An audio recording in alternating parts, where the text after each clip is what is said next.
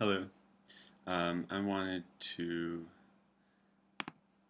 do the presentation that I presented for the Peace and Justice Center about the theater of the oppressed, and basically I'll just do what I did for them, except for I was standing up, and it was a different audience. Okay, so see, my name is Devon Hoffman.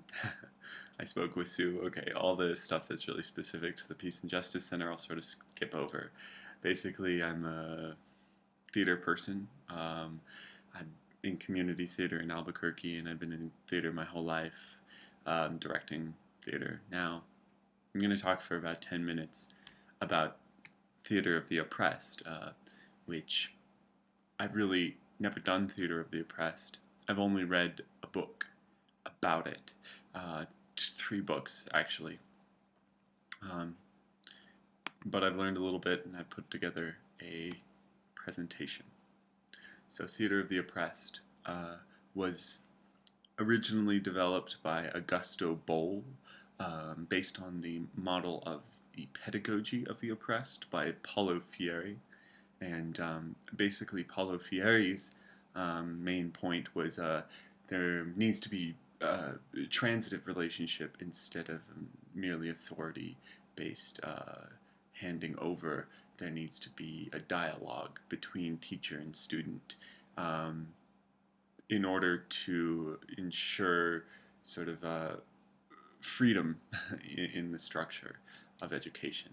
And so Augusto Boal was a theater person, and in the 1973, as sort of a extension of his work in the theater as a playwright and an actor and a director, he began the Theater of the Oppressed as part of a literacy program. Now, now it's used in over 70 countries. It's had numerous evolutions, um, all like therapeutic, legislative. I'll go into all that. There's a center in Omaha with conferences, as far as I know. And this is specific to Albuquerque, but there isn't anything in Albuquerque, as far as I know. Oops, that's my alarm. Okay, so I'm gonna paint a picture for you of forum theater, and forum theater is sort of the core of what theater of the oppressed is going to look like when it happens. So, audience is invited to a theater or some sort of venue. There's a facilitator that comes out, engages the audience, and prepares them, and then the scene commences, and the scene is performed by an improv troupe, usually um, an improv troupe group of actors who have been working together consistently in rehearsals, and the scene goes around issues, social, educational, therapeutic, or legal. Example of a social issue is heroin abuse in in in the community, and nobody really knows how to deal with it or really what it is. Educational is sort of similar. There's something that needs to be taught, and I guess it could be less hot button, simply something that isn't as cut and dry as facts. Therapeutic, someone has a personal singular problem that needs to be expressed and given sympathy by a community. Or legal, something that needs to change in the legal system, in the political structure. These scenes are based on real life, on research, on character inferences. There can be real situations that are just basically expressed again in a scene. There can be general sort of like statistical conferences of things that make a scene, or there can be characters created based on issues, based on people's impressions. It's either improv or scripted, but there's always some sort of structure that defines the movement of the scene work. And then the scene is set. Say we have a poor family, and they are on food stamps, and there's 5 people in the house, 3 generations, and then the So that's the context fleshed out, and the conflicts revealed that the daughter is pregnant, and she's trying to go to school, but her sister is so much better student than she is. She wants to be a writer, but she's not quite a very good writer. She's pregnant. Her father casts her out. Her mother doesn't is ashamed. Her sister and her brother are callous, and her grandfather shames her. And so this is a scene that I read by Augusto Boal, and then the scene stops at the moment of crisis, and the protagonist is at this moment of decision. Really, everyone is at this moment of decision because everyone is a protagonist, but we are focusing on a protagonist that represents an issue. Then at this point, the facilitator requests audience participation. Instead of sort of giving a denouement, what happens is the audience is in this sort of state of tension, this recognition of crisis, and so then the spectators become spectators. The audience member comes on stage, takes the role of the protagonist, and plays out the action they have in mind, takes on the situation and makes course for the options that they have considered for this situation. And so what we have is many unique, personal, and transferable images of what is happening here. What is this issue? It's not simply a solution, though many solutions may be reached. It is a dialogue, and what happens then is that a community begins to understand what's happening and get a sense of what it is sort of that they're looking at. So this is different from mainstream theater because mainstream theater works with predetermined events created by professional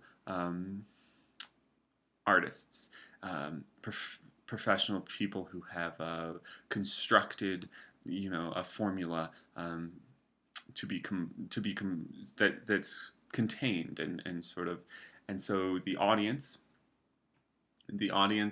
comes and their action is reduced to contemplation and criticism.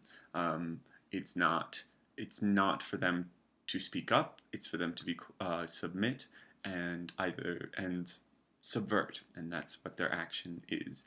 And then the catharsis becomes a matter of purging. The catharsis, the purging, the clarification becomes identification of flaw and a prescription to that social wrong, which is essentially creating a form for society. And that's fine if society isn't oppressive, yet if it is, then it may simply reinforce that oppression.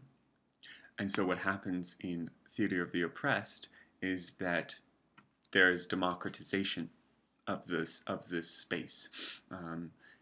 Instead of some professional, it is who is oppressed creates, who feels that oppression is able to express that oppression, and it becomes the creation becomes a matter of solidarity.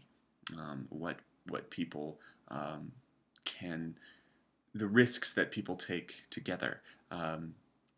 The submission is dynamized, and the subversion is eliminated because it is expressed. There's a dialogue between audience and stage, and the catharsis becomes a purging of prohibition and disequilibrium, a removal of blocks. It's a safe space, a safe aesthetic space, an aesthetic space being the stage, on which there are dimensions in which we can examine issues. Of course, there are the directional directions, stage left, right, up, down, all that. But there is also the directions of memory and imagination, the past and the future, sort of unfinished or projected, that we are able to put onto the present moment in the stage space, in this aesthetic space.